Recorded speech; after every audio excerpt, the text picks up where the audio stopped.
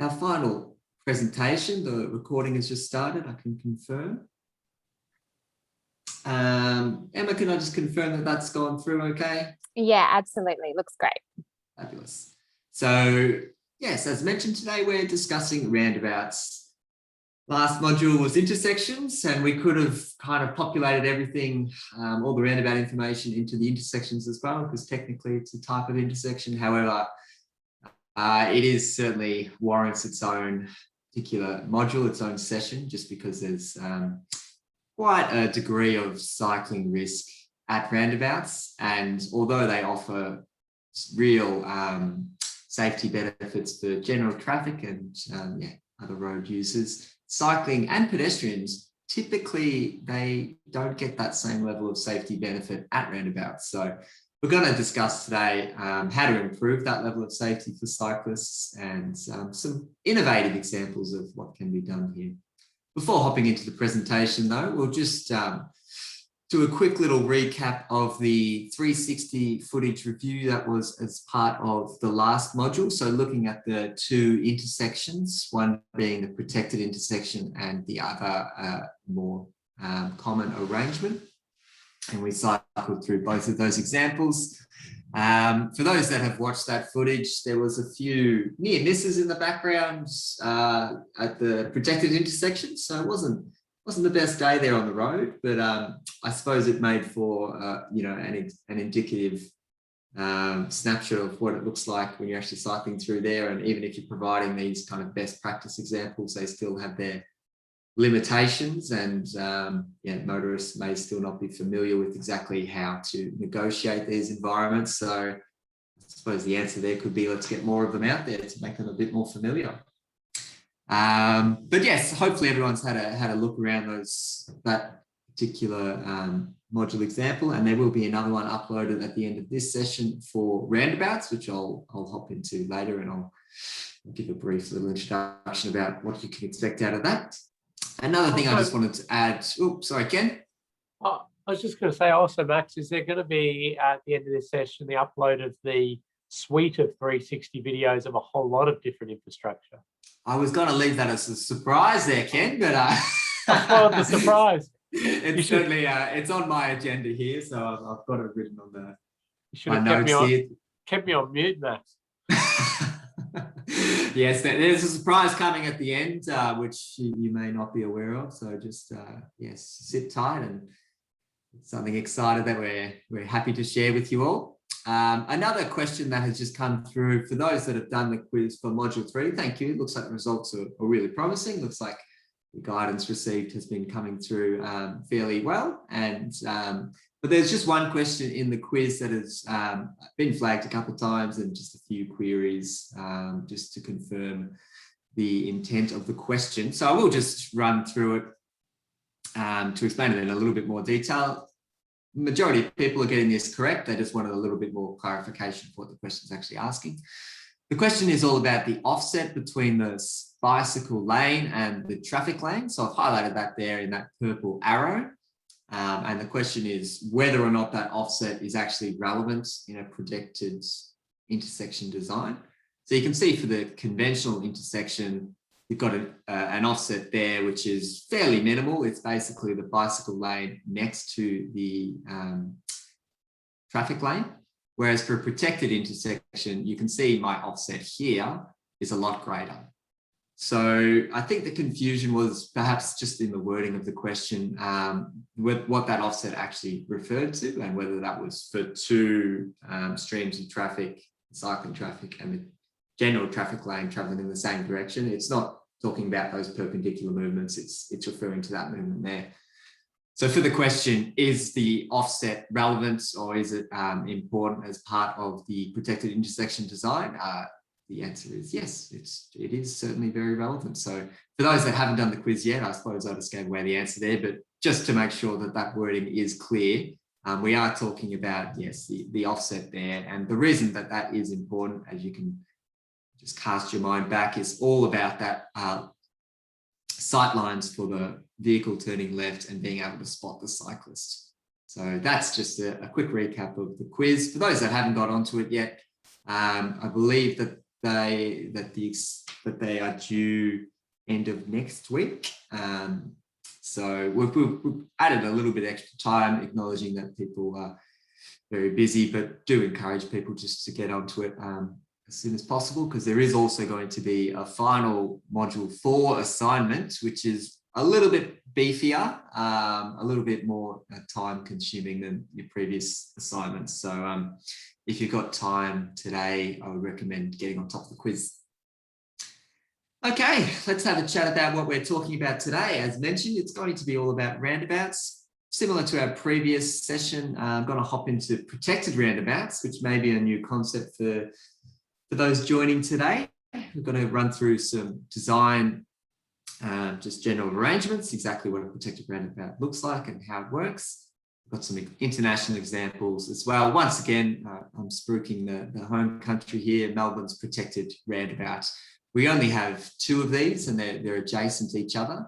And as part of the Module 4 video, which we will get you to watch, there's a little bit of an introduction about why that roundabout was constructed as so, and provides a bit more information. We'll also hop into multi-lane roundabouts, which is where cycling safety is particularly limited, and things where we can certainly look for improving cycling safety in that instance, and local roundabouts as well. Generally, these environments are lower speed. The road network provides a much different kind of function, being that you want to try and get residents to their houses and just providing local connections. So there are a different suite of treatments available to provide cycling safety in those environments. There's a couple guidance papers that we reference fairly regularly throughout this presentation that I just wanted to highlight. And I also think that it really indicates, why the roundabouts in particular are such a talking point for cycling safety, is you've actually got guidance papers purely for bicycle and pedestrian treatments at roundabouts. So this is one paper that really spells out, it's probably 90 pages or so, exactly what can be done at roundabouts to improve the safety. And there's also an Austroads report, which is bicycle safety at roundabouts as well. 2 excellent references if you want to get stuck more into the detail, but we will be providing a lot of this information in today's presentation. So just wanted to highlight that if you are stuck for what to do with roundabouts, there's some pretty good information in those documents to have a look at. Okay, so we can get stuck into protected roundabouts, and here we've got a beautifully graphically designed image of what a protected roundabout looks like. A few things to note. One, this is actually the Melbourne protected roundabout that I was talking about before, that's been graphically designed in this instance. You can see a few things. The area for the cyclists to ride around is offset from the circulating area for the vehicles. So you've already got that level of separation, which is good. So there's your circulating area for the vehicles. And the other point that is really positive about this design is when motor vehicles are turning left. Once again, the left seems to be a significant conflict area, because that's where blind spots are in vehicles. For a motorist turning left, you can see that their field of vision is directed straight at that cycling crossing point. Very similar to the protected intersection that we looked at in the last module. However, this has been applied to protected roundabouts. Another thing that we like the best in the Melbourne design, which is not really used internationally quite as much, and is something that we would certainly recommend, is raising these crossing points as well. So I've said it before and I'll say it again. Raising the crossing points not only slows down your general traffic movements. So in other words, you're creating a physical barrier there, so motorists have to slow down. So you've got them slowing down, which reduces the likelihood, the event of a crash, because they've got now more time to apply emergency braking should there be a cyclist that's crossing, so they can slam on the brakes with a bit more confidence there. But you've also, because of the raised feature of this crossing point, you've got cyclists and pedestrians elevated, which brings them up and more into the line of sight of motorists as well. So you've got this double benefit that just really works for the safety of cyclists and pedestrians in this space. So it's not shown in all the protected roundabout designs that we'll go through today. However, we would certainly encourage raising these crossing points where there is the opportunity to do. And there are certainly drainage considerations that would need to be looked at as part of raising crossing points. You know, you may end up creating a low point where there wasn't one before, and that may introduce, you know, new pits and pipes just to make sure that you're not flooding an area. So yeah, we're not saying that this is something that you can just do in every single situation. There are other considerations. However, I wouldn't let drainage be the thing that kind of stops you, because there are solutions out there. So try not to get too concerned about that. There are mitigating measures in place. So why are we actually looking at roundabouts in particular for cycling safety? And here's a really good demonstration. This is a typical, I suppose, multi-lane roundabout. And there's a few different cyclists here. We can see cyclist A, cyclist B, and cyclist C. You can also see the sight lines for each of the motorists approaching the roundabouts, which are kind of demonstrated by the triangles there. And Emma, if it's possible, could we upload the poll for this particular slide? Because I do have a question that I'd like to pose to participants. Absolutely. Fantastic. So the question that I've got for everyone today is, which cyclist do you believe is most at risk within this example? So cyclist A, B, or C? Imagine if you were the cyclist traveling through this roundabout, which one would you like to be the least? Which one do you think has got the greatest safety risk? So feel free to pop your answers in the poll, and we'll see if anyone's got any feedback on this one. While people are doing that, Max, the questions come through. Or should we maybe leave that till after the poll? No, let's go for the question. Okay. Isn't it the raising of the crossing point that is really the thing that makes motorists slow down, not the line of sight aspect? What study has been done? So I would say yes, both would work in that instance. So the raising of the crossing point slows down the motorists. However, if that crossing is on an angle, so say it's an acute angle like that, the motorist's ability to be able to look back behind them on their left and see a cyclist that's traveling on this leg here is incredibly limited. So it is a combination of those features that really work in the protected roundabout design. It's not necessarily...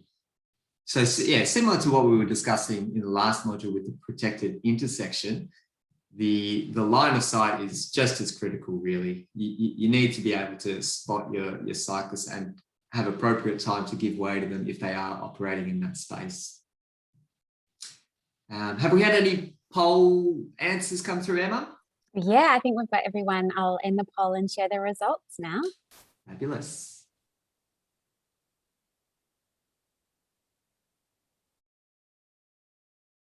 Ooh, okay, so I am looking at my screen and I've got 21% saying cyclist A is most at risk, 63%, so the majority is thinking cyclist B, and 17% saying cyclist C. Okay, so we've got the majority here concerned about cyclist B, this fellow here, and I think that's a reasonable assessment. I think that he is kind of stuck in between two lines of sight there, being this blue car who's already entered the intersection. So this cyclist is, unless he's stopped there, he looks like he's running directly into the the driver's side there. And he's also in a limited, he's not within the line of sight of the red car here as well. So you can see he has been effectively blocked where he is staying, and the cyclist's ability in that position to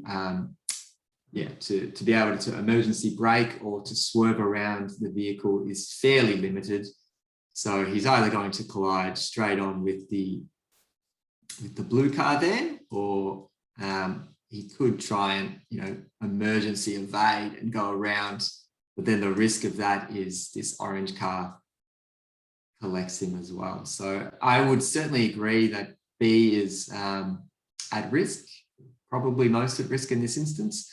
But I would also contend that all cyclists are actually at risk at this particular roundabout. So I don't think there's really a wrong answer here. I think generally you would feel pretty uncomfortable riding in any of these positions as a cyclist, particularly where you've got two stand-up lanes at the roundabout. So what I mean by that is you've got a vehicle that's propped here as well as a vehicle propped here. And the reason I say that is because the blue vehicle propped here significantly reduces the line of sight for this yellow vehicle.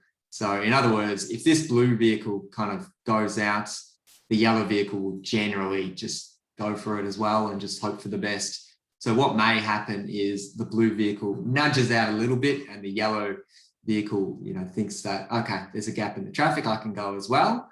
The blue vehicle says, oh, actually, I don't have a gap here. However, the yellow vehicle doesn't pick up on that and heads straight through. And it's a significant risk there when you've got two stand-up lanes right next to each other, because of that particular reason where you've got those sightline issues. Ken?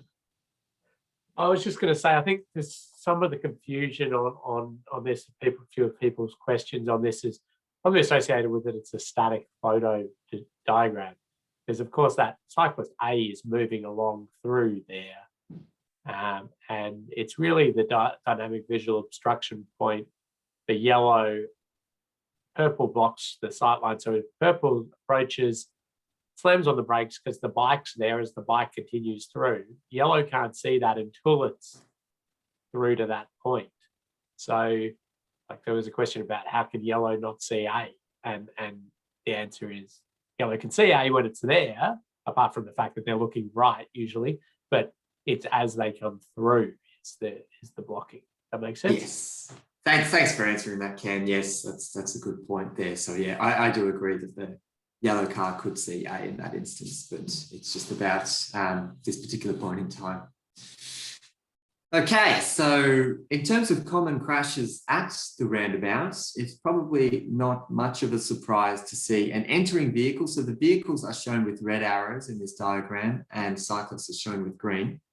So an entering motorist versus a circulating cyclist or cyclist that's already in the roundabout, they have the largest demographic in this particular crash rate. So they're at 68%. So in other words, a cyclist that's already in the roundabout, the vehicle approaching the roundabout, they may look right, and they typically, it's the way we've been trained, is to look for a car, not necessarily look for a cyclist. Or what's also may have happened is in the previous example where you've got a car that's by your side blocking your sight lines, they enter the roundabout without acknowledging that there's a cyclist within that space, and then that 68% causes this collision type. 8% of the time it's cyclists crossing as a pedestrian. So there may be an off-road path or a shared path that kind of crosses on the legs here, and a vehicle turning into the leg collides with the cyclist in that space. 9% for exiting motor vehicles versus the circulating cyclists. This is another one that if those that have ridden in multi-lane roundabout environments, you're probably most worried about, where the cyclist is wanting to travel across the exit lanes and you're really concerned about a motor vehicle turning left and basically colliding with you. Interestingly, that's only 9% in this particular evaluation of crash analysis within this space. I tend to find that that's when I feel least safe cycling within the roundabout. However, yeah, just interesting to see that statistic come out there. And 10% is sideswipe crashes within the roundabout itself. So changing lanes and basically cutting off a cyclist within that space. So for these reasons, we're looking at providing better cycling safety, improving line of sight, as well as improving the visual cues that motorists can expect to see cyclists within their space, and also that cyclists should be given right of way and in fact priority when crossing the legs, because they're incredibly vulnerable. They don't have all the beautiful safety benefits that a car offers. There's no protection between them and the asphalt below them, other than perhaps the helmet. But yes, we certainly need to be focusing on our vulnerable road users in this space. So let's hop into some design. Now, some people, when they think of the protected roundabout, they think of this gorgeous example, the Hovenring in Netherlands, which is actually grade separation. So that beautiful annulus in the middle is purely for cyclists and for pedestrians as well. They don't have to interact at all with that pretty gnarly signalized intersection, which looks like a highway environment, multiple lanes, and don't have to worry about that. You can just fly straight over them. So I love this design. And if you've ever got an opportunity to build this, you will certainly get my endorsement. Acknowledge that you probably have to see some pretty significant vulnerable road user numbers, as well as there would have to be a level of risk there that kind of warrants this. However, it's just a really cool example. So here's what it kind of looks like, just floating above the carriageway there. And you've basically, instead of reducing the risk of vehicle and cyclist collision, you've eliminated the risk between a vehicle and cyclist collision, as you've grade separated those two modes, so you don't need to worry about them interacting with each other. It's good for the motorists below, and it's good for the cyclists above. So if you, as I said, if you've got an opportunity, let's get some more Hovenrings out there, huh? However, for protected roundabouts, which is perhaps more within the space and financial budgets that we have, let's hop into what that design may look like. So as I touched on before, the things that we're looking at within a protected roundabout is separating the circulating area of the roundabout for general traffic and where the cyclists operate. So there's a clear offset between these two. You don't want the cyclist having to basically enter the roundabout, as is what is generally currently provided in most roundabouts. Instead, you take them cyclists away from the roundabout and you get them to cross adjacent the legs in a perpendicular fashion. So that's making sure that they're taking the shortest route possible. And the other situation that you've got here is for motorists that are exiting the leg. You'll see that when they exit, they are focused on the cyclist and pedestrians crossing at this location. So as I've stated before, in the protected intersection, it's the sight lines there, rather than have a cyclist that's potentially hidden on your left passenger side that you just visibly can't see. It wouldn't be in your line of sight. It wouldn't be in your rear view mirror. They may be obstructed. You're instead bringing that line of sight directly in front of the motorist. So it's within their windscreen field of view, and it just greatly reduces the risk of a cyclist and motor vehicle collision. As I stated before, this particular example is taken from an American guidance paper. So you'll notice again the shark's teeth and also the pedestrian crossing looks a little bit different to what we may do here, but it's just for indicative purposes. We don't have quite the level of detail in Australian context. We tend to just reference these guidance papers as well when we do our own guidance documents. So let's hop into a 3D example of what this looks like. So once again, we've got our bicycle crossing number 1, and you can see that that's this fellow here riding the tandem bike. We've got yield lines.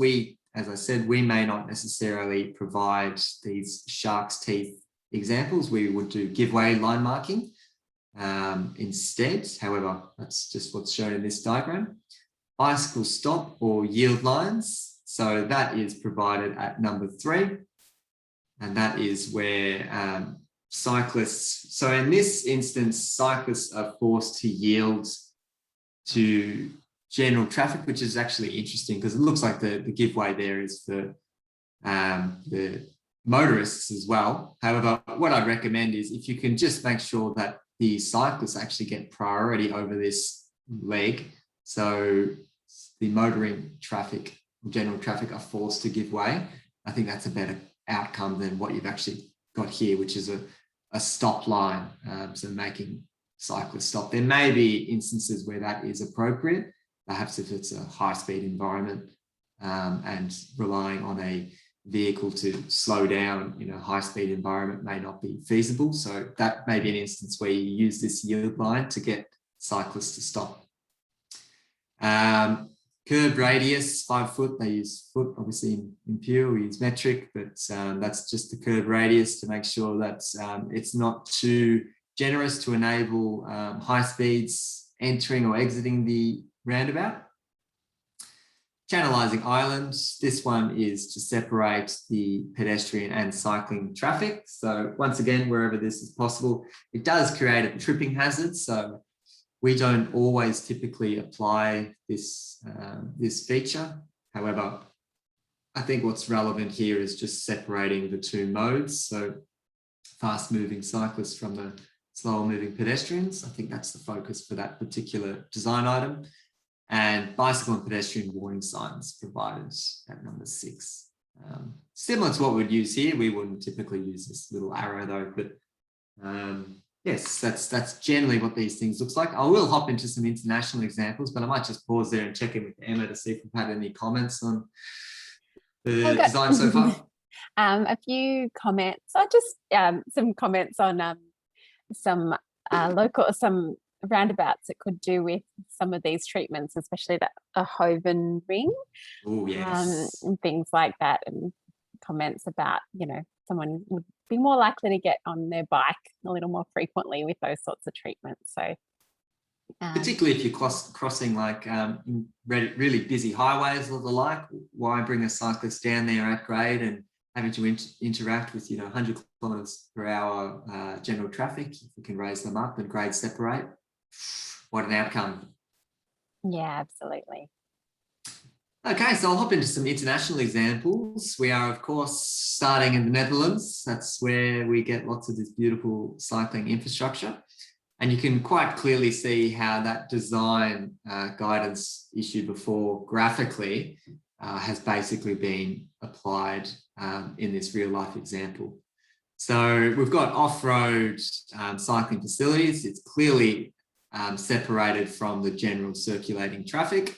They're taken away from the roundabout and they're crossing over at a distance from the circulating area. And once again, that is clearly to make sure that, I should have mentioned, I flipped this image once again to show that it's on the left-hand side, just to make sure my brain is working. It's just easier for me to read. So a vehicle turning left here is able to spot the cyclist head on and not have to worry about them being in their rear view. So just as I suppose, a different way of looking at how this potentially could work in, or how currently we may look to build these roundabouts, is the cyclist would be riding in this space here. They would kind of be right at the edge of the circulating area. Maybe more confident cyclists would try and take the middle of the roundabout. However, generally they'd be at the edge. And you can see that this conflict point here, incredibly difficult to be able to spot a cyclist in that space. So rather than enable those tight conflict angles, let's go for something a little bit better, which is in that red line and what we're seeing here with this protected roundabout. And as I said before, this roundabout is not actually raised. And that's the one kind of design feature that I don't think they've quite nailed. But the Netherlands, obviously, as we saw in the last module, I think they've got a little bit more flexibility in their design because they just have cyclists, in more numbers than general traffic, basically. So they probably don't need to be quite concerned with, or compared to our Australian context where motorists may not be expecting to see cyclists there. It's the inverse. Motorists travelling in this roundabout in the Netherlands would be expected to see cyclists. So yes, in Australia, I would certainly recommend to be raising these crossing points. So providing some kind of hump at both sides. So you've got motorists physically slowing down and also raising that priority there for cyclists. And as I mentioned before, if we can certainly give priority across there for cyclists, so to make sure that they can just continue their movement, they don't have to stop and then give way to general traffic. I think that's generally best practice as well. I've got another example here, also from the Netherlands. This one's outside Rotterdam. This is a slightly different example of a protected roundabout. And there are some different schools of thought about which ones to apply. This one, you may notice that the circulating area for general traffic is very close to the circulating area for our cyclists as well. So this has basically two rings around the roundabout. One's for cyclists and one is for general traffic. The reason I'm not quite as fond of this design, and I might need to erase all those markers that I just made, is because you don't quite have the ability to, for a left turning vehicle, the line of sight is not quite as good as if that's offset further away. So if the cyclist was crossing at this point, for instance, then they're able to bring it further.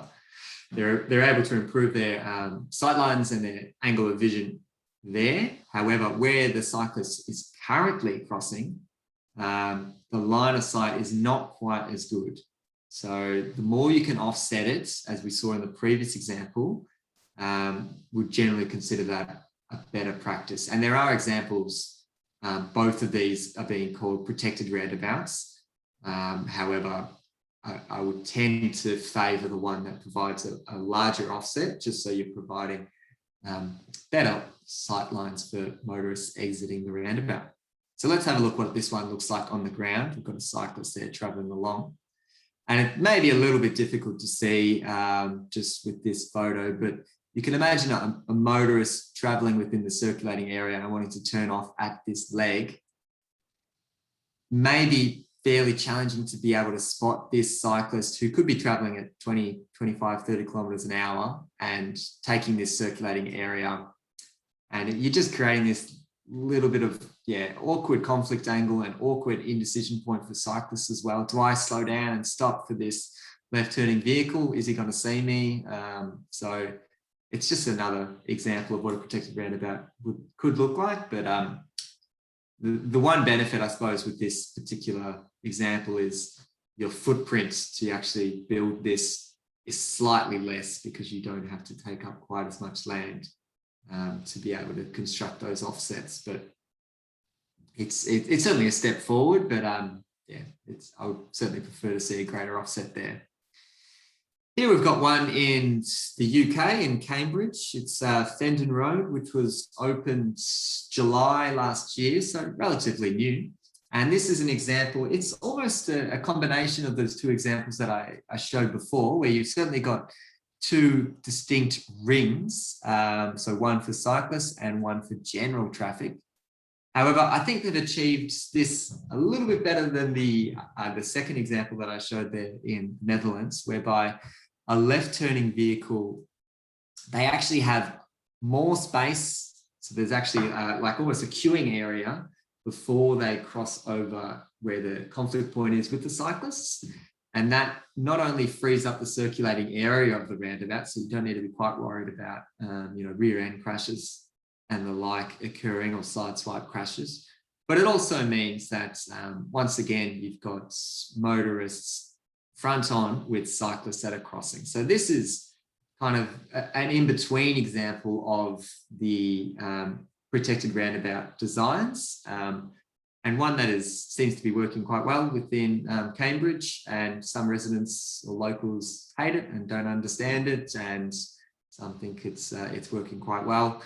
they have lots of different pavement markings than we would typically use, but that's just the UK standard. So if you're seeing these wobbly line marking on approach, you don't understand them, that's just UK standard. So don't need to get too hung up on that. That's certainly not part of our particular curriculum.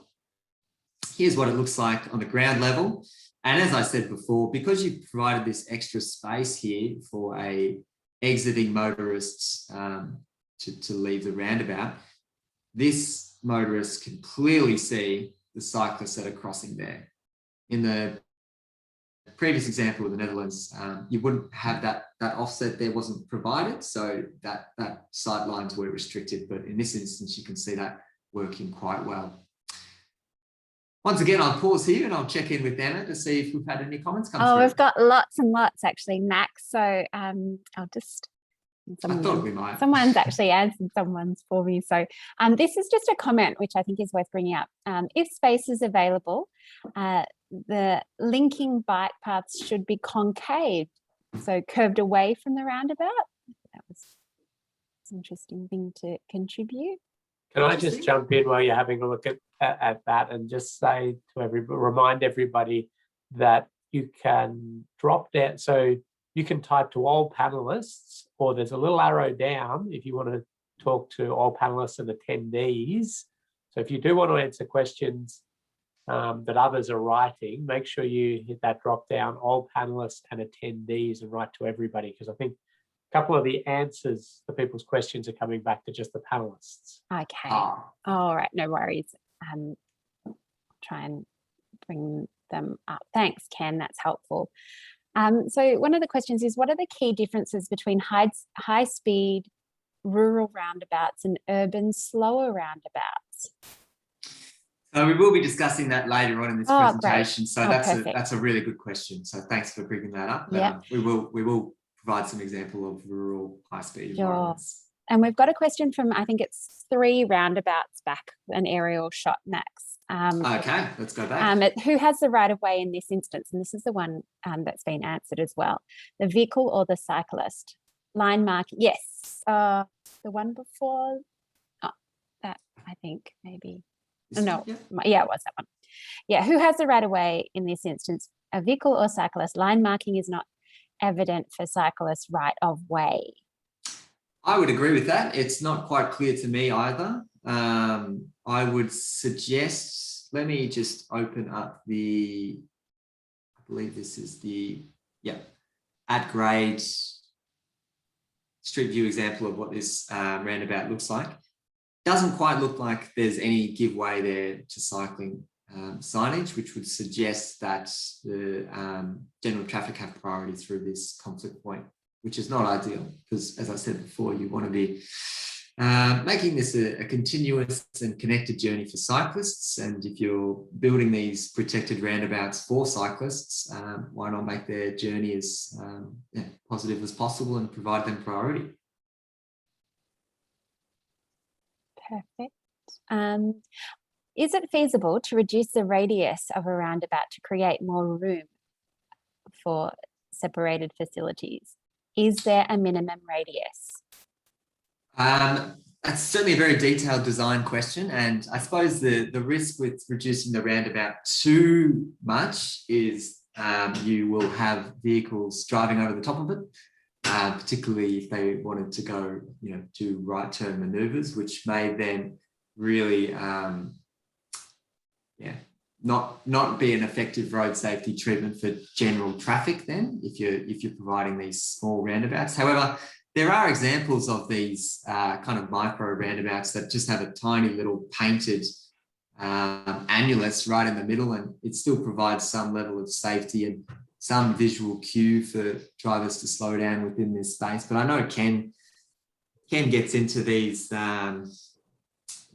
radius roundabout questions quite a lot, so I might see if he's got anything to add to that. Yeah. So we've just been writing the Vic Roads or Victorian guidelines for compact roundabouts to try to understand how you do that. And it's really interesting. Yes, so you're trying to cover off the things Max has said. You're trying to cover off the fact that you want deflection in a roundabout because that's what gives it some of the value of speed reduction and the like.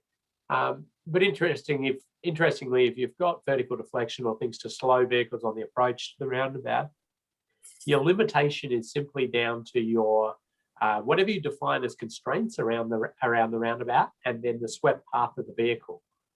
And so you could theoretically have a dot in the middle of the road if you wanted as your roundabout, a little tennis ball sized dot, and your swept path's got to work around it. Obviously, that's people aren't going to see anything physical and aren't going to sort of have that.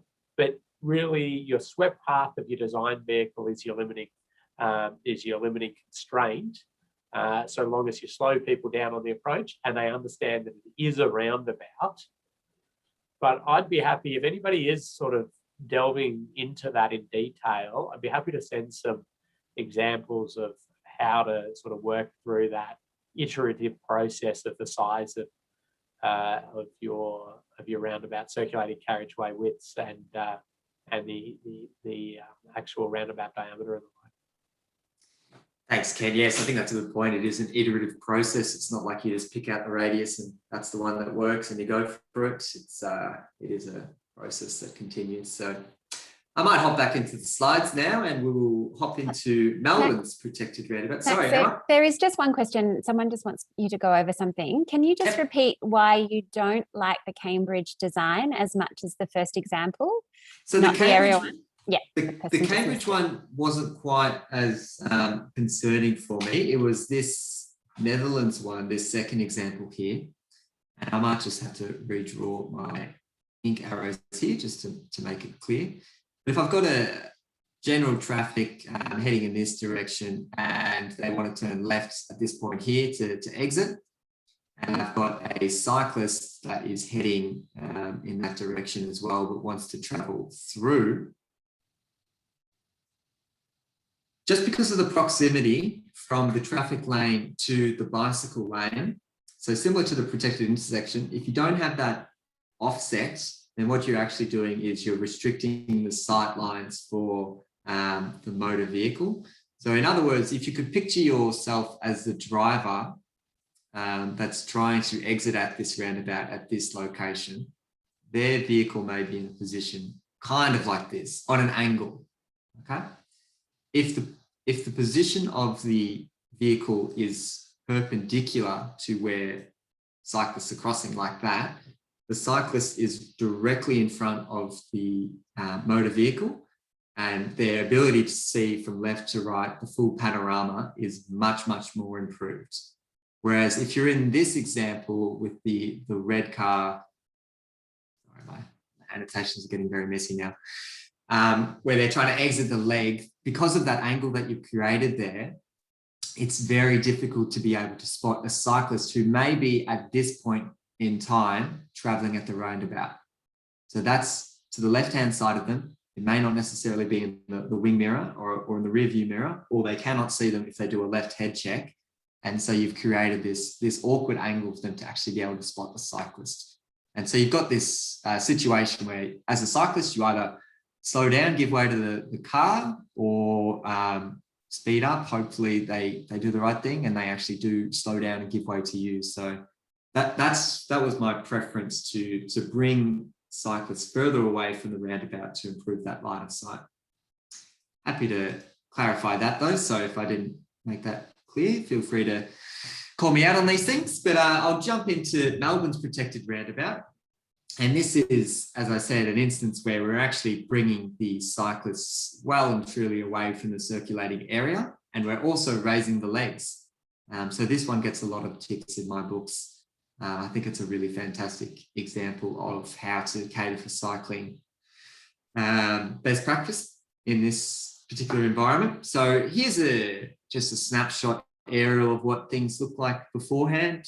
Very, very common roundabout for cyclists that has been applied consistently across Australia. And that is basically putting some conflict planks at the outer ring of the roundabout. So trying to get cyclists to ride on the periphery of the roundabout. And yeah, only the conflict paint where vehicle is entering as well, which is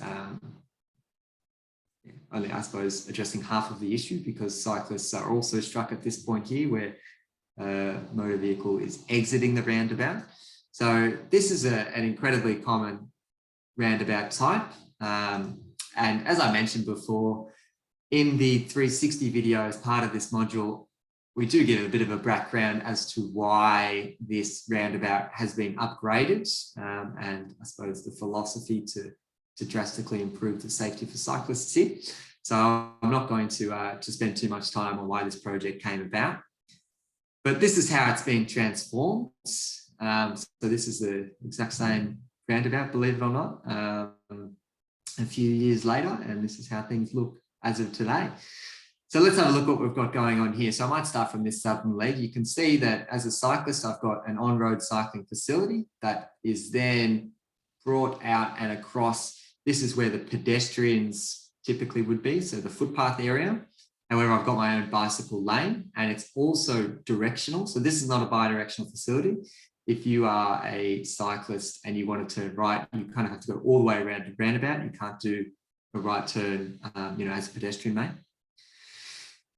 You can see that they are dropped off away from the roundabout. So once again, as I was describing in the Cambridge and Netherlands example, we are bringing the general traffic circulating area away from where the cyclists are crossing. And once again, that line of vision is straight in front of the cyclist crossing, and it's not at an awkward position to your left. So you've got much better line of sight to be able to spot cyclists within this space. And the other big tick within this environment is all the legs are raised. So that significantly improves safety for cyclists and pedestrians within this space. So this is a really fabulous environment to be able to cycle in. And we do have, as part of the module 4 360-degree video, we've got examples of cycling through here. So you will get to experience that to see exactly why I keep raving about this roundabout. You'll get to feel it for yourself and get that perspective. I'm going to zoom in on this particular roundabout, and I'm going to bring this question to the group. So if everyone can get their typing hands ready. The question that I've got is, can anyone spot any disadvantages of this type of roundabout for cyclists? It's a question that I also posed in the module 4 360-degree video. However, I won't have time to run through the answers because this is our last time that we'll actually be together in a presentation format. So I thought I'd bring that question from the video into today's presentation. And I'll ask it again. What are the disadvantages for this type of roundabout for cyclists? And Emma, if you could let me know if we've got some. Sure. We actually just had a comment even before that you asked that question, actually. And it's just, as a cyclist, I feel safer taking up the whole lane rather than skirting around the edge. And then you asked that question, which was, I think, sort of fell into that. Very good. Yeah. Very good. So we've got some comments coming in. It's one way for cyclists. And then it's faster to use the road to go straight through. And it's a longer path to travel. So it's slower to use than the main lane. So very similar themes coming through here. Have to give way to pedestrians, and slower to go around. Pedestrians again giving way. Yes, I like all these points, and I think I'll give a prize out to the person that said first that it's a slower way round and it's more circuitous, and I completely agree with that. So we'll get a prize out to that person there, Emma. Thanks very much for reading through. Another point that I liked there as well was the giving way to pedestrians. So you can see that I've got the wrong color there. It's a bit difficult to see. Let's bring it back to red. But you can see the zebra crossing extends over the bicycle lane, and that ensures that cyclists are basically not just powering through this roundabout and not giving way to pedestrians. So I think that's a really, really pertinent point within this space, because although this is generally just been designed for cycling safety, without taking that into consideration and not providing for pedestrians as well, that could really affect the risk for pedestrian safety. But yes, the example is cyclists not using this facility whatsoever and taking the shortest route possible. So I might just actually hop back to the previous slide and show what that means. So if I wanted to turn right, why would I go around the long way? Instead, I can just do this and use the roundabout as usual. If you want to do that, there's really no reason why you can't do that. As I said before, there is a road rule that states if there's a bicycle facility in place, you have to use it, unless you've got a good reason not to. It's not quite as, it's not exactly worded like that, but I suppose the intent is obviously to use this outer section or the bicycle lane itself to perform that maneuver.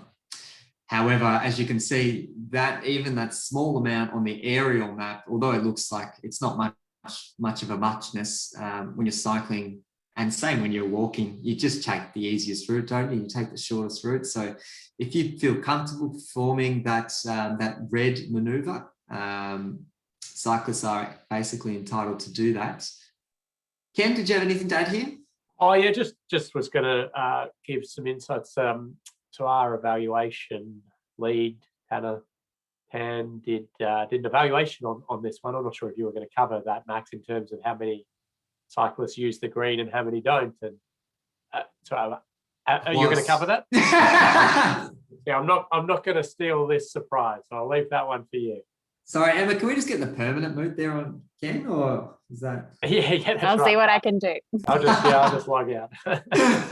Yes. So this is a genuine. Some would say it's a safety concern that cyclists are using the roundabout within that red maneuver fashion. However, I think that this is still a fantastic example, because if you don't feel comfortable doing that, you're not forcing cyclists to take that red maneuver. You've given a much safer alternative, which is that blue. Sorry if that blue is a bit challenging to see, but you've provided a much safer alternative. Cyclists can, I suppose, judge their own confident levels and what they feel comfortable riding. And if it is that red maneuver, then why you don't necessarily need to block that. Maybe there's instances where you do need to block that, which we could certainly look at. And I've got a few slides there that suggest where that may be appropriate. But yeah, I just love how this really caters for both kind of cyclists. Personally, if I'm a cyclist, I'm taking the red route, no problem. But I'm cycling all the time. I cycle to go get my groceries. I cycle down to the beach, and I pass these types of roundabouts. Not these types, just general roundabouts every day, and I feel pretty comfortable claiming the lane and riding right in the middle and holding up traffic behind me. It doesn't really concern me because I put my safety ahead of their delay concerns. But I love that this certainly provides for those that are not quite as confident. Yeah. Max, there's just a comment that, we are trying to encourage cautious cyclists. So, okay. Yes. Yeah. There's certainly a shared responsibility, and I'm not trying to advocate for doing anything that would be considered risky or trying to put your own life at your levels of safety at risk. But I suppose current or in previous conditions, that red maneuver was permitted, and everyone seems comfortable with letting cyclists ride that previously. So is it changed so drastically that we're no longer allowing cyclists to do that maneuver? It's just, I suppose a one way to look at it. A couple of additional questions actually that I think are worth, just because it's about this. Does Rule 247 apply here?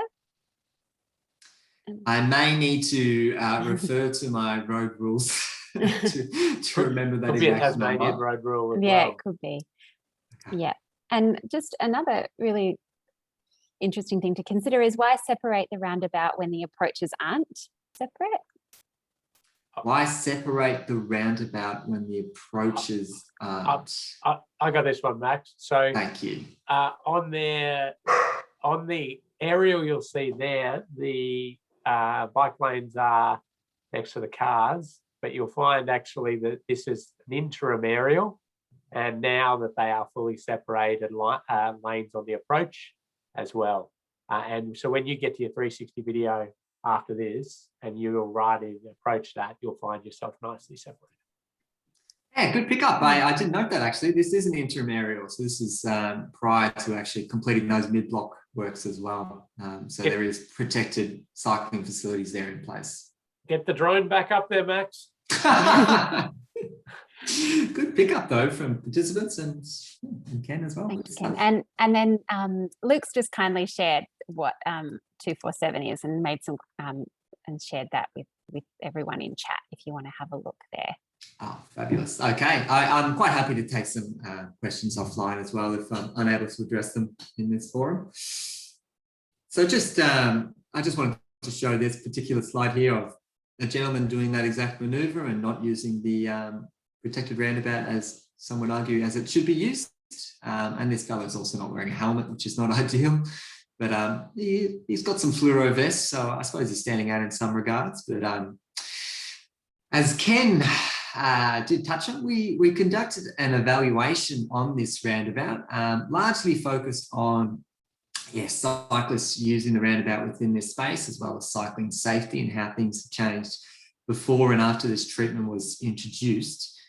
And I just wanted to share just a few little figures with you, but cyclists using the bicycle lane heading through. So if you're heading through and using the bicycle lane, that's the green part here, and going around as was shown previously, that figure was 90% or 91% of cyclists actually chose to use that movement. So approximately 1 in 10 cyclists were like this fellow here and opting to use the roundabout as they felt most comfortable using.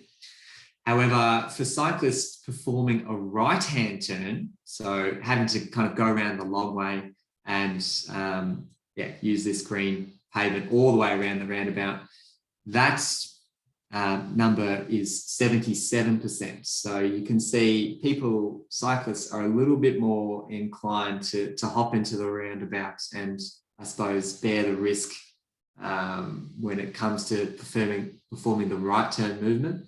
For those going through, they're like 1 in 10 will be like, let's not do that. I'm just going to do it the way that I want to do it.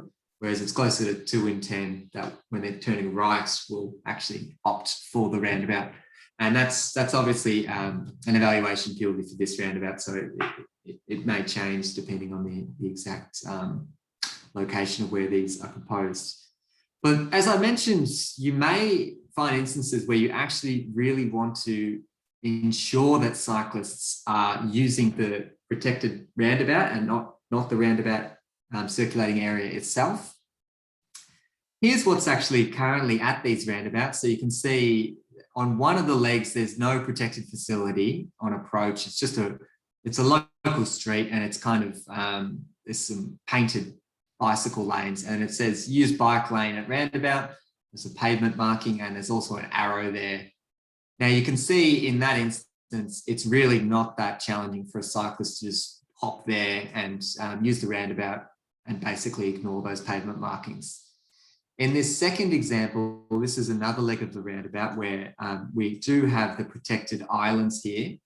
And you can see that the idea is for cyclists to then travel over and onto the protected side of this roundabout. However, there's also a little gap here, so cyclists can kind of pop out and use the roundabout.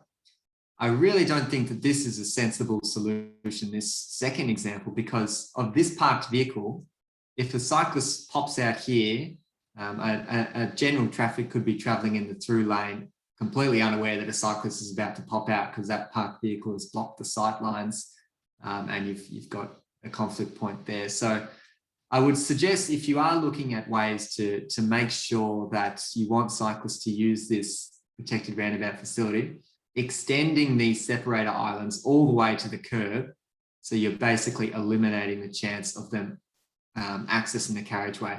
Maybe cyclists may then opt to, travel in this direction if they really, really want to use the roundabout, but it seems pretty unlikely that they would go for that. You're kind of forcing them into that position to to use the protected side of the roundabout. So there may be very specific reasons why you don't want cyclists riding in the general or sharing the lane with the general traffic, and that's just one solution there that you could look at. Okay, I've got multi-lane roundabouts coming up next. This is, believe it or not, an 100-kilometre speed zone. And let's just have a look at what is happening here. So I'm just going to focus on the eastern side of this roundabout, so the right-hand side of the screen. It's just a shoulder, a general shoulder that's then constructed into this, like bicycle path. So that is raised. It's like a curved bicycle path here.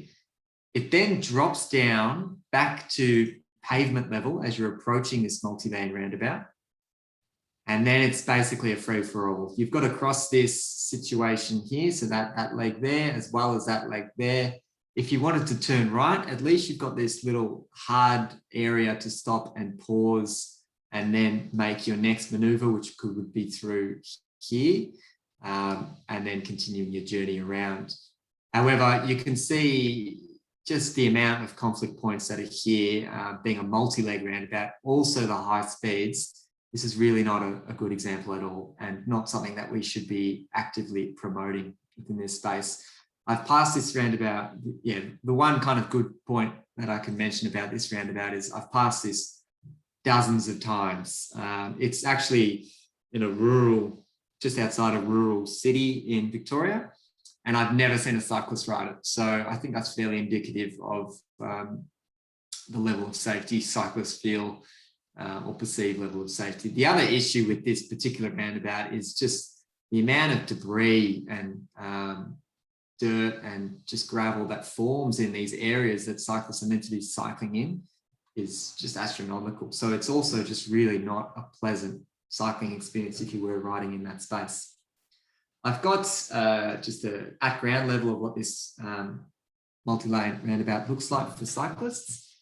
I think also because you've got this tapering effect happening at the bicycle lane, you can see it's curved, and that may communicate to drivers to, hit this left-hand turn faster because it's bringing you in towards that curve. We always talk about delineating the space and trying to reduce lane widths to make motorists feel like they can't travel at high speeds through here. But because you've got this curve and it's narrowing the bicycle lane at the point that they're about to conflict with cars, this is not a good example at all, because you're creating less of a buffer between the cyclists and general traffic in this space. And I certainly would not recommend this, and I wouldn't feel comfortable cycling here. For those that are interested why there's a signalised lantern here, it's because there's a train at grade level crossing there, so that goes off when the boom gates go down. So it's got nothing to do with the cyclist safety. I wish that it did, but it's got to do with the train infrastructure instead. So here's, a not so good example. Let's see what else we can do in this space, which is slightly better. This is actually in Canberra, the home of roundabouts. And let's have a look once again at the eastern leg, so the right-hand side of the screen. I've got an on-road facility that's then transferred off-road. So we've got the cyclist traffic protected away from general traffic. They're then taken away from the roundabout, and they don't have the priority to cross the road. So cyclists have to pause and wait. There's a holding rail there. So if cyclists have little clip-on shoes or the like, they can hold the rail, stop, give way to any traffic that's crossing that leg, and then when it's safe to do so, crossing as so and continuing their journey and back onto the on-road facility. So the fact that this crossing point is offset, as well as you've got off-road paths and you're not right up against the general traffic, this is a better example of what to do in high-speed rural environments. This one's actually in a 60-kilometre speed zone. However, the actual footprint of this roundabout would be similar to what you would see in multi-lane roundabouts in high-speed environments. So we've included it for this presentation for these purposes. And on the ground, let's just have a look what that kind of looks like. So you can see cyclists are taken up onto the off-road path by this curb ramp, and there's really no other option for them. Not a lot of cyclists would be saying, nah, I want to go straight ahead and take this maneuver instead. Like you're basically forcing cyclists up onto that off-road path, which I think is fantastic. And the other real benefit, as I touched on before, is making sure that the crossing point is far enough away from the general traffic that they're able to sight oncoming traffic, and also that there's an adequate crossing point for them to stop and pause and give way. So cyclists do not have priority crossing these legs. And generally in high-speed environments, that will be the case, because if you rely on motorists to stop and give way when they're traveling 100 kilometers per hour, or they'll be going less because they've just traversed through a roundabout. But if you're relying on the motorists to stop and give way in those high-speed environments, it's not going to happen. So rather than rely on complete compliance and everyone adhering to the road rules as they should be, I think that this instance of actually getting the cyclists to stop and give way to general traffic is a better outcome. Of course, if you've got cyclist priority routes in 100 kilometers per hour speed limits, I would question why there's cyclist priority routes there, unless the entire facility is off-road and there's generous offsets and at interactions with roundabouts and the like. If you can bring those speeds down for general traffic, that would generally be the preference. Because yes, those high speeds do not mix well with cyclists. Another diagram that perhaps those within the cycling space may have seen, this is from Ostroad's Guide to Road Design 4B, which is all about roundabouts, in 2011. This has been superseded. So you may have seen this diagram, but do not refer to this anymore because it has been plucked out of there and it's no longer relevant. So this particular diagram was updated in the latest edition of the AGRD, which was February 2021, so fairly recently. And they've decided to just scrap this because they don't want to see any bicycle lanes on the edge of the circulating area for multi-lane roundabouts, because you're providing this really, really awkward situation where does a cyclist then cross over here and do they get the priority, or does the general traffic get the priority? And no, cyclists do not get the priority there, but cyclists may think they have the priority, so they cross it, and then it's just not a good outcome for cycling safety. So this has been scrapped altogether, which is why it's got a big X in your presentation slide. So please don't be doing things like this. Instead, best practice is what we're looking at is bringing this off-road, bringing the cyclist well and truly away from the circulating area and letting them cross at a safe location, and really emphasizing that's the crossing point. Okay, let's hop into local roundabouts and favorite time of day. What's wrong with this photo? And I'll also give a bonus point for anyone who actually knows where this is. It is in Tasmania, so try to make it a bit relevant for everyone out there. What's wrong with this photo? Start. Then we've got some things coming at the cycle path ends. Yes, fabulous. There we go. We've got it already. Thank you, Emma. Let's give a prize out to that person. Okay, no problem. And then someone knows where it is. I'll get the rest. First person is it's the Launceston Kidney roundabout. It is fabulous. I'm just amazed by the local knowledge of this group. I would have a hard time of picking kind of local intersections, even things that I pass every day, but this group just seems to have committed these things to memory. It's Alpha Road, Brisbane Street and Lawrence Street, or the Peanut Roundabout in Launceston, or Kidney Roundabout in Launceston. Ken? Oh, yeah, no, I was going to say Natasha got that straight away. And I stayed in that hotel and I think I missed my meeting because I was just mesmerised watching the roundabout operate. Yeah, out my balcony. Did you see any cyclists? I don't think I did, actually. No. So this is a common arrangement at roundabouts, also at intersections, where you just basically bicycle lane ends and good luck, which is not fantastic outcome, as you can imagine, for cyclists. So let's look at what we can kind of do. And we are focusing on local streets in this environment. So very different function to previous examples of high speed or arterial roads. But things that may be appropriate are using sharrows. So these are used commonly in local cycle networks. This particular example, not really my favorite, but you can see the bike lane ends and then there's a sharrow there in the distance to state for cyclists. You now take control of the traffic lane, cycle in the middle, you're sharing this with general traffic. This example is in Adelaide, for those that are interested. The sharrow, as I've shown before, looks like this, general pavement marking.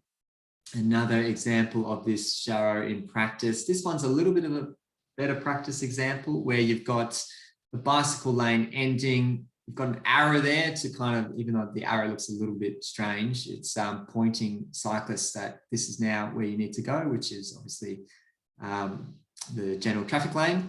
And the reason that this one's a little bit better is at least you've got a speed hump or something to slow down general traffic. So general traffic will see the sign, they'll see the hump, they'll be slowing down anyway. And that's generally a good position to be able to get cyclists merging in front. There's a better instance where if you are able to put the speed cushion or the speed management device before cyclists are merging, so in that kind of position, then you've better catered for that potential conflict that could occur. Here's another example, very, very similar, of the speed hump across the threshold. And yes, you've got the sharrow there before the speed hump and also a sharrow after the speed hump. And the sharrows are generally used through the roundabout as well, just to indicate that cyclists are travelling within the circulating area, which I also think works quite well. But I suppose when you're looking at local roundabouts, they don't quite have the same level of risk as multi-lane and high-speed roads and arterial road roundabouts, because obviously operating speeds are much lower. So the things that you really want to be pushing within this space is communicating to drivers that they can expect to see cyclists within this space. So things like those pavement markings and sharrows and signage and the like.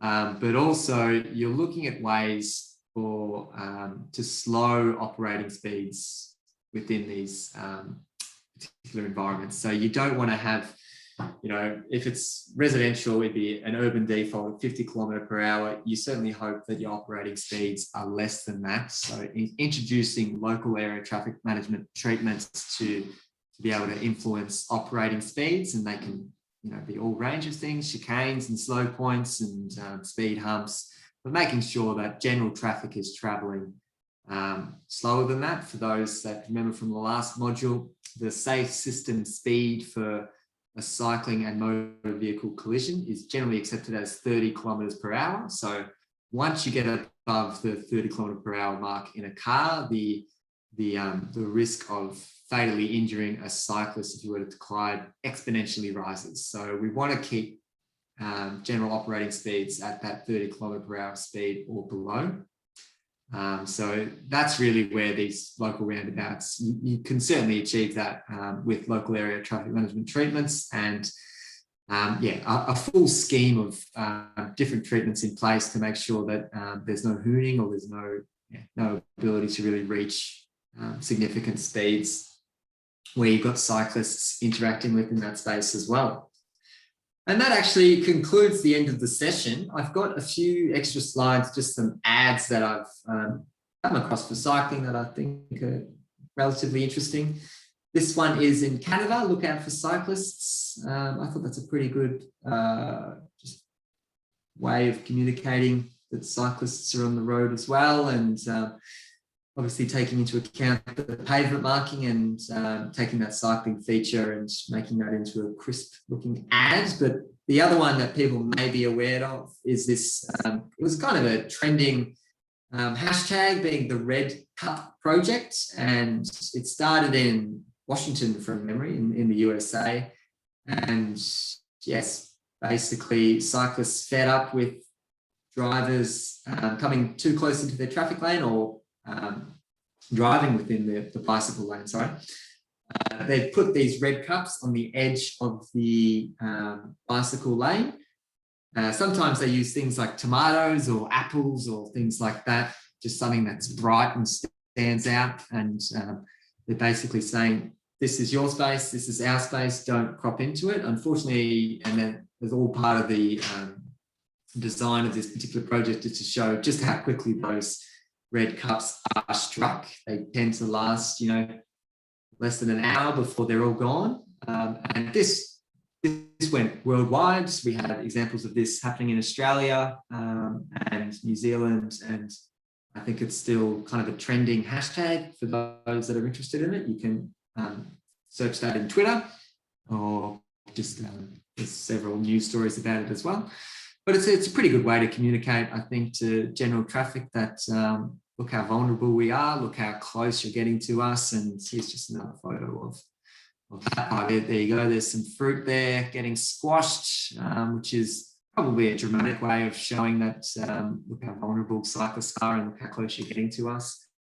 Here's another one that I thought was interesting, but some bloke in the States, I can't remember which state this one was, but he just went out there and he made his own flexible bollards because the council weren't putting these in. So he just glued some plungers to the to the edge of the bike lane.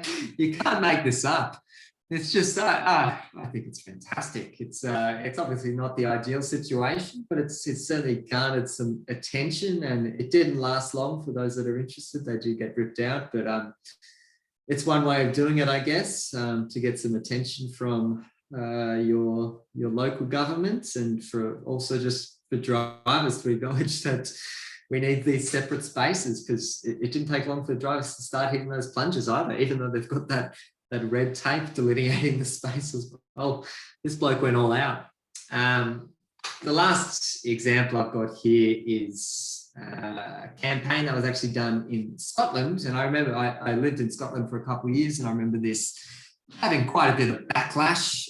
But the idea is see cyclists, think horse. I won't explain that. I'll keep it very mysterious. I encourage you to click on the link and watch it for yourself, because it's an intriguing way of getting the message across, I guess. But this was actually pulled from the Scottish Airways because ladies not wearing helmets, which was generally not seen as something too good. It's not law to wear a helmet in Scotland, but lots of people were upset that that was the fact. And people were all also really upset that this lady was riding not close enough to the curb.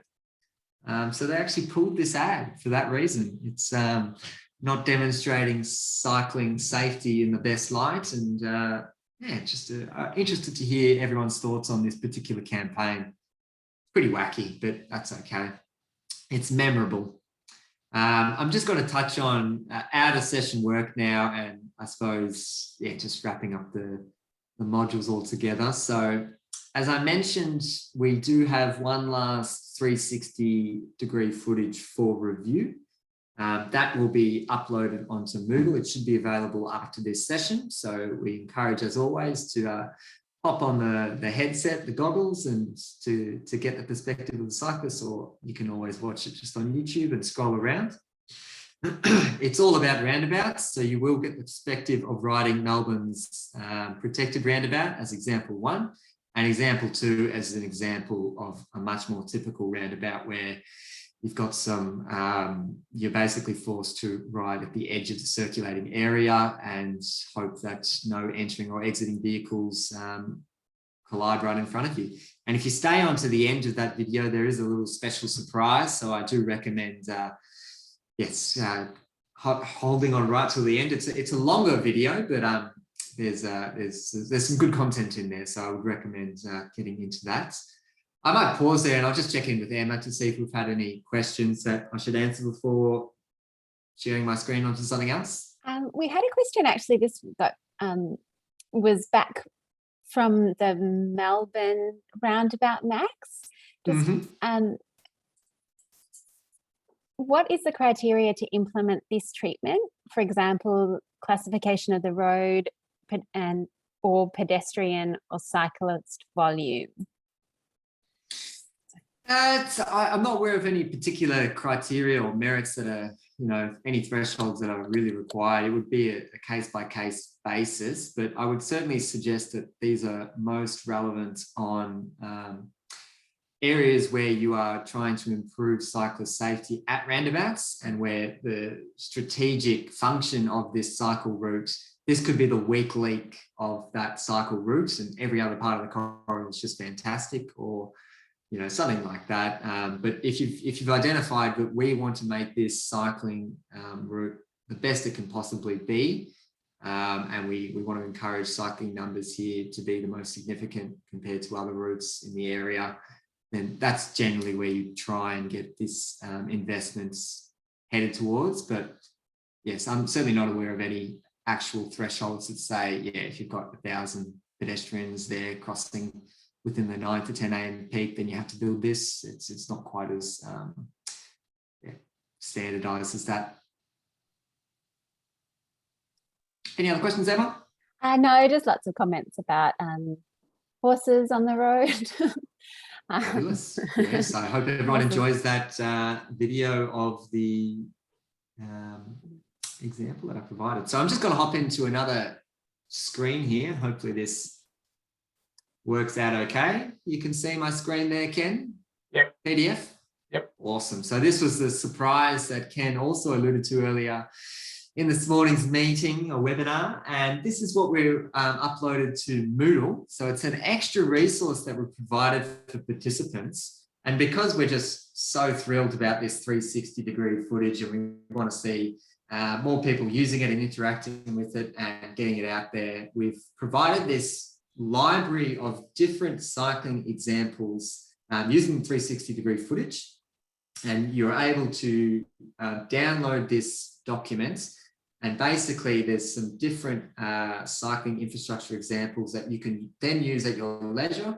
Perhaps you're thinking, oh, what does a protected roundabout look like again? You can just click on the link and it'll take you to the YouTube video and you'll get to have a look at that. So this first sheet that I've got open here is all about protected bicycle lanes. You'll notice also we've included a legend, an emoji legend, no less, so you can quickly identify which ones would be considered best practice and which ones can be room for improvement. You'll also see there's a fellow there screaming at the right-hand side, and that's the please no. So those are the ones that we don't want to see on the network, that are not safe at all and really make your heart beat if you're a cyclist. So I'll give you a couple more examples of, here's the roundabouts. We've got 3 different examples there. We've got some protected roundabouts as well as a please no example of a roundabout as well. So that one might be worth flicking through if you want to get your heart racing. Got some local street examples, some shared paths crossing roads and how that could be best practice, or things that could be improved. On-road cycling. For those that remember in the session that we did on on-road cycling regarding the little green strip and how that actually looks, we've provided an example there of what that looks like when you're actually cycling it, so you can have a real perspective of what that feels like. And yeah, just some additional examples of arterial roads and how it feels cycling within that space. So this is a permanent reference that you can use, you can download, and as long as you can click on those photos, that will take you to the YouTube that hosts that particular example, and hopefully gives you some things to consider when you're going through your own projects, because you might see road environments that are similar to these examples, and you can think of ways to further improve that environment. Ken, anything I missed? No, I think you've done a great job there, Max. And we really wanted to provide those, so as you're considering different facilities, you can have a look at some that have been built before, have a look at the options you're considering, and ride through those, albeit in a virtual way. Pick up some ideas and some things that you may not like. Max has put a few notes in there for some of those, but happy to chat to you further about these if you're considering them. And certainly we've got a bit of a library building of a few others which we didn't put in for one reason or another. But if you've got something different that you're considering, get in contact. We might have a pre-recorded 360 of that that we're working on anyway. That's right. We like to share at Safe System Solutions, so happy to pass this on to participants. The other thing I was just going to touch on is the assignment for Module 4. So as I mentioned, this one's slightly a little bit more work than the other ones that have been given so far, but I just thought I'd run through the steps now just to make sure everything's clear and anyone can ask any questions that they may have. So what we're after is each participant select a site that has existing cycling facilities. So you could have a local street near you or near where you work that has an on-road bike path. It could be a shared path. It could be, you could have an intersection with some head start boxes or the like. So we just want participants to actually head out to sites to get a feel for how cyclists are using that environment. Hopefully there's some cyclists there on the day that you're there and when you're out there on sites. But also if any participants do cycle and have a bike, it'd be great if you could actually get the perspective yourself and cycle through that particular environment you're looking at. For those that don't feel confident, that's not a prerequisite for this module. So please don't get too stressed if you're worried about that. And then we've got this, just a few questions that will get you to answer. And these, sorry, I shouldn't have done that. And these questions are, what infrastructure currently exists? So that will be basically what cycling facilities are there currently available, similar to what we did with the Launceston example. What are the hazards for cyclists? You note there's not a name 3 for this one, so you can really get creative, and if you can spot the more the merrier, I suppose. If you want to include as many as possible, that's always exciting. And what could be installed to better improve safety for cyclists? And the reason we've included this module assignment, because this really encapsulates all the kind of thinking that we've done to date as part of this series, and hopefully get you thinking all the way back from module 1 to module 4, what we've covered today, and going through the slides and thinking, okay, well, what can I actually do to improve the level of safety for cyclists within this space that I'm looking at? And the most exciting part that we invite participants to do is to present their responses in any way that really suits you. So we've done this exercise before within this online forum, and we've had some really, really creative things being sent back. So we've had people make us videos and do audio recordings of, this is what the cyclist is doing now, this is how they get from A to B. I don't think that this is a good thing. I think that, you know, this could be improved and the like. We've had submissions through PowerPoint and doing little hand sketches, or just like advert style posters and saying why cycling needs to improve here. So you could pretend like you're trying to lobby the government to install a protected roundabout at your local roundabout, or something like that. So we do encourage some creativity in your responses. Once again, that's not a prerequisite. If you want to just fill in a Word document which answers those questions, we will also accept that. We do welcome anything that's a bit more creative, because it just it gives you an outlet to be creative, and gives you perhaps opportunity to use some new programs, or just gets you thinking in a different way. So we just encourage participants, whatever you feel comfortable, however you want to submit your responses, we're okay with that. You're not going to get marked more or less for giving a response in a certain fashion, but it's just up to you. And once again, that will be submitted via Moodle. The time frame to complete that is Friday week, so there's a bit of time to go out there to site and to get this information. But we've also just encouraged everyone to give us a Google Maps link to exactly where you visited, just so that we can review that at our end as well, to see that you picked up on the hazards that we would pick up on, and that you're suggesting recommendations that are, I suppose, would fit within that environment, just to do a double check kind of thing.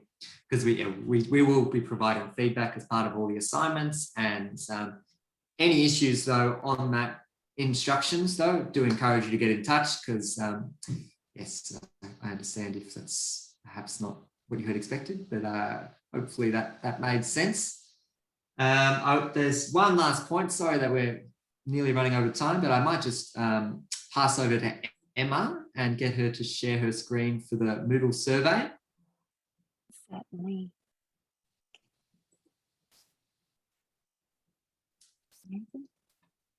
Well, while we get Emma back there, Max, Yeah.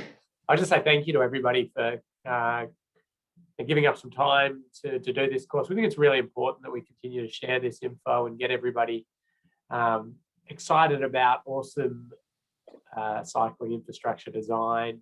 I think it's great that we can do this online, and you've got lots of resources, and certainly keep in contact with us. And thank you to Max and Emma for their work getting this all up and running and organising it.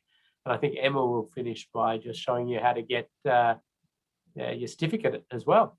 Yeah, absolutely. I hope everyone can see my screen now. Yes. Yep. So under module 4, once you do your assignment and things like that, you will be able to give us some feedback.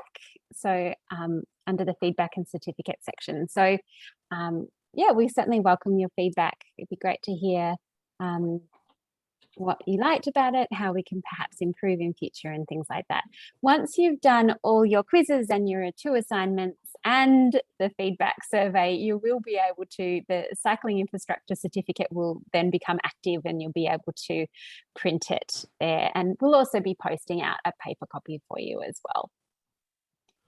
And yeah, and thanks again to Bicycle Network for their wonderful support and their drive to get this up and running, and to the Road Safety Advisory Council for supporting this initiative. Sensational. Well, it's been a fantastic experience, and thanks to all the participants for joining in, and look forward to seeing those creative assignments coming through and getting stuck into grading all of them. But yes, welcome all that feedback, as Emma touched on, and yeah, we want to make this course as engaging and as exciting as possible. So any kind of tips within that space or anything that you thought worked well or could be improved, we'd love to know. So thank you again, and enjoy your day, and happy cycling out there, and stay safe. Yeah, thanks everyone. Bye. We'll see you soon. Bye.